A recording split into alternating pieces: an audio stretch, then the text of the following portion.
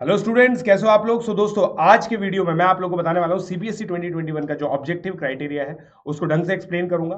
क्या ये criteria fair है बच्चों के लिए, ये भी मैं आप लोगों को बताने वाला हूं। दोस्तों जल्दी से इस चीज को जान लेते हैं। सबसे पहले मैं आप लोगों को बताता हूं दोस्तों कि क्या ये क्राइटेरिया है। दोस्तों आप लोगों को पता है सीबीएसई के जो 10th बोर्ड के एग्जामिनेशन है वो कैंसिल हो गए हैं। तो जो ऑब्जेक्टिव क्राइटेरिया की बात थी उसके अंदर मेनली जो आप लोगों को समझनी है बात वो ये है कि वो पूरा का पूरा स्कूल पर अब एक तरह से स्कूल मैनेजमेंट पे डाल दिया गया है। तो सबसे पहली बात जो है वो है school management will decide, right. और बेसिस क्या होगा? Based on student performance in class 10th, student performance in class 10th। और फिर उसके अलावा दोस्तों जो सेकंड चीज होगी वो है हिस्ट्री ऑफ स्कूल रिजल्ट्स। ठीक है, हिस्ट्री ऑफ स्कूल रिजल्ट्स। तो मैं आप लोगों को दोस्तों इसके अंदर ये चीज एक्सप्लेन करता हूं। इसके अंदर दोस्तों बेसिकली देखिए 20 मार्क्स तो इंटरनल थे, वो तो एज इट इज चले ही जाएंगे। अब 10 + 30 + 40 का रूल बनाया गया है 80 मार्क्स के लिए। ये है पीरियोडिक टेस्ट, ये है हाफ ईयरली या फिर यूटीज, और ये है प्री बोर्ड्स। ठीक है, तो इन सब में से अगर मल्टीपल हुए हैं तो बेस्ट परफॉर्मेंस लिया जाएगा, बेस्ट परफॉर्मेंस ऑफ स्टूडेंट्स। तो मतलब मैं एग्जांपल लेता हूं एक स्टूडेंट 1 का, PT1, PT2, half yearly 1, half yearly 2, half yearly 2, pre board 1, pre board 2, pre board 3। अब दोस्तों इसके अंदर ये मार्क्स हैं। मान लीजिए इस बच्चे के 10 में से 8 नंबर आए, यहाँ पे 7 नंबर आए, हाफ ईयरली में 9 नंबर आए, हाफ ईयरली 2 में 9 नहीं 30 में से ले रहा हूं मैं, 30 में से दोस्तों ले रहा हूं 27 28। प्री बोर्ड 1 में उसके 40 में से मान लीजिए एक प्री बोर्ड में 40 ही आ गए किसी भी एग्जाम के अंदर, या मतलब किसी भी सब्जेक्ट के अंदर, और किसी में 32 आए, किसी में 35 आए, राइट। तो अब यहां पे बेस्ट परफॉर्मेंस ले ली जाएगी, बेस्ट परफॉर्मेंस, राइट।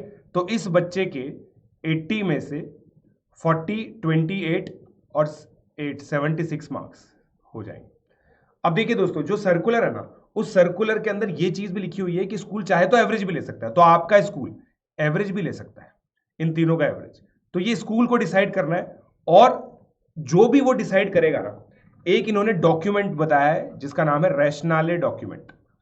रैशनाले डॉक्यूमेंट के अंदर उनको ये चीज लिस्ट डाउन करनी है कि भाई हमने क्या क्राइटेरिया लिया है, राइट।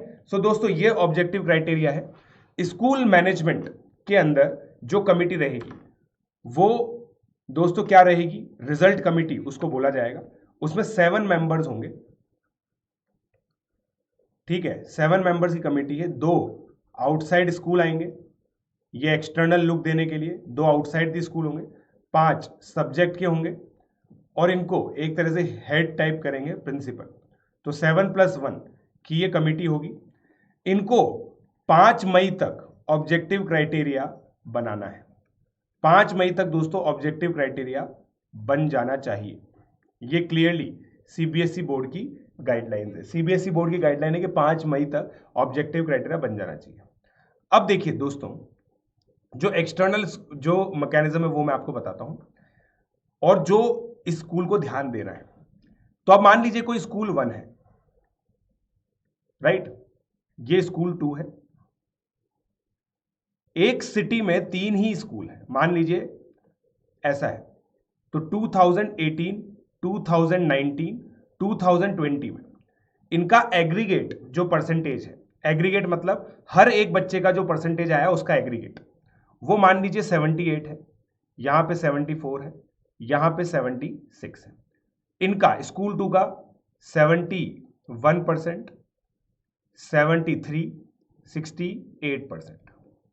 और स्कूल 3 चालू ही नहीं हुआ था, चालू ही नहीं हुआ था। बस इनका या तो ये मान लीजिए कि एक परफॉर्मेंस है, मतलब एक ही था और 68% था। और स्कूल 4 भी मैं ले लेता हूं उसी सिटी के अंदर, जिसका पहला 10th बोर्ड ये होने वाला था।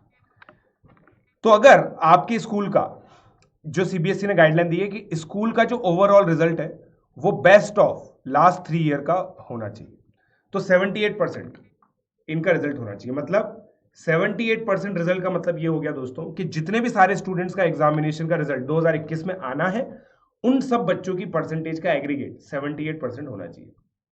ठीक है, एग्रीगेट सेम आना चाहिए। स्कूल 2 का 73% आएगा, स्कूल 3 का 68% एवरेज आएगा, और स्कूल 4 जो है ना दोस्तों, क्योंकि इनका पहला है ना, तो इसमें यह देखा जाएगा कि इन तीनों का एवरेज क्या है। अब इन तीनों का एवरेज 73% है, तो इस स्कूल का 73% के करीब रिजल्ट रहना चाहिए। तो अब ये कैसे फेयर है? मेरे हिसाब से तो ये स्कूल 3 और स्कूल 4 इन लोगों के लिए अनफेयर है। मतलब दोनों तरीके से हो सकता है किसी स्कूल का एक्सेप्शनल रिजल्ट आ जाए, और हो सकता है कि यार ये स्कूल 3 स्टैब्लिश हो रहा था, पहले साल 68% थी, अगले साल ये इंप्रूव कर लेता, बट ये इंप्रूव नहीं कर पाया। समझ रहा मेरी बात को? क्योंकि इस तरह का रूल हो गया। तो मेरे हिसाब से जो नए स्कूल है उनके लिए अनफेयर, जो स्कूल बहुत पुराने हैं उनके लिए ये फेयर है, क्योंकि उनका एक स्टैग्नेशन आ गया है, पिछले 3 सालों का बेस्ट रिजल्ट देखना है, तो इसलिए इन स्कूल्स के लिए ये एक फेयर जजमेंट है मेरे हिसाब से, right. So guys, I hope आप लोगों को यहां तक ये वाली सारी चीजें तो क्लियर हो गई। रिजल्ट कमिटी कैसे बनेगी, आउटसाइड स्कूल का इसके अंदर इंटरफेरेंस रहेगा, तो उससे फेयरनेस इंश्योर होगी। ठीक है, अब नेक्स्ट चीज जो मैं आपको बताता हूं, वेटेज। जैसा मैंने आप लोगों को बताया कि भाई 10%, 30% और 40%, क्या मार्क्स ही बोल दो इनको यार, है ना, मार्क्स है 80 में से, राइट। 80 में से ये मार्क्स है, ये पीटी है, ये हाफ ईयरलीज है, और ये प्री बोर्ड्स है। पूरे इंडिया में जनरली यही प्रोसेस फॉलो होती है, तो उन्होंने ये बताया। फिर उन्होंने ये चीज बोली कि अगर मान लीजिए इनमें से कुछ भी चीज नहीं कराई है, मान लीजिए किसी स्कूल में एक भी पीरियोडिक टेस्ट नहीं हुआ, तो आप हाफ ईयरली को 40% 40 मार्क्स का वेटेज दे सकते हैं। अब अगर किसी स्कूल में केवल प्री बोर्ड्स ही हुए तो उसी को 80 मार्क्स का वेटेज मिलेगा। बट सीबीएसई की गाइडलाइन है, try to be as broad as possible, try to be as broad as possible. मतलब जितने एग्जामिनेशन आप लोगों ने कराए ना स्कूल ने, उतने को वेटेज मिलना चाहिए, राइट। तो ये चीज लिखी हुई है। अगर किसी स्कूल ने नो एग्जाम कंडक्टेड, किसी ने नो एग्जाम कंडक्टेड है, या फिर किसी बच्चे ने कोई एग्जाम दिया ही नहीं और स्टूडेंट डिड नॉट अपीयर, तो इसके लिए स्कूल अथॉरिटीज इस बच्चे का टेलीफोनिक एग्जामिनेशन करा सकते हैं। टेलीफोनिक एग्जाम हो सकता है, ऑनलाइन ऑफलाइन किसी भी तरीके से इस बच्चे का एग्जामिनेशन हो सकता है, और वो मार्क्स चढ़ेगा। स्कूल को हर एक स्टूडेंट का रिकॉर्ड फिल करना है। Every student record must be filled by schools.